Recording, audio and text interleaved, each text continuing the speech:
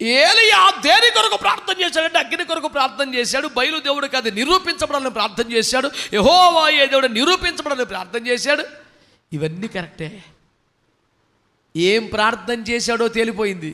ఏం ప్రార్థన చేయలేదు? తన అవసరాల కోసం అనండి.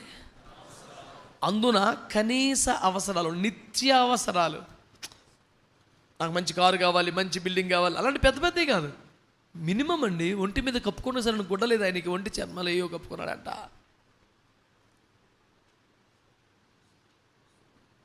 చెట్టు కింద బతికాడంట, గుహల్లో బతికాడంట. రేపు కూడా ఆహారం వస్తుందని గ్యారెంటీ తన లైఫ్లో లేదు. మనకి ఇప్పుడు మళ్ళీ లాక్డౌన్ పెట్టిన సంవత్సరం తినేస్తాం గ్యారెంటీకి, అంత కెపాసిటీ ఉంది మనకి. కొంపలో నిలవేంటి, మన పరిచయాలు ఏంటి, మన సర్కిల్ ఏంటి? నేను చెప్పింది అబద్ధమా సార్?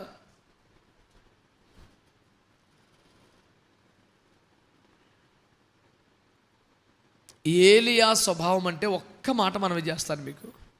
తన కనీస అవసరాలు తీరకపోయినా, తన కనీస అవసరాల కోసం కనీసం ప్రార్థించకుండా దేశములో మహారక్షణ కొరకు మొర్రపెట్టేవాడు దైవజనుడైన ఏలియా.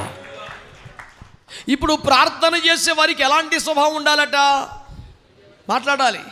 ప్రార్థనాపరుల స్వభావం ఎలాంటి స్వభావం అయి ఉండాలి?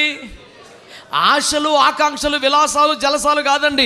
తమ కనీస అవసరాలు తీరకపోయినా వాటి మీద మనసు పెట్టకుండా, వాటి కోసం మొర్ర పెట్టకుండా, వాటి కోసం ఉపవాస శక్తిని, ప్రార్థనా శక్తిని, కన్నీటి ఆత్మను తిండి కోసం, అవసరాల కోసం ఖర్చు పెట్టకుండా దేశములో మహారక్షణ కలగాలని, విగ్రహారాధన నాశనం అవ్వాలని, ప్రజల తొలబాటు తొలగిపోవాలని, వారి కన్నులు తెరవబడాలని, యెహోవా దేవుడని నిరూపించబడాలని, తన కనీస అవసరాలు తీరని కాలంలో కూడా ప్రార్థన చేయగలుగుతాయే ఏలియా స్వభావం.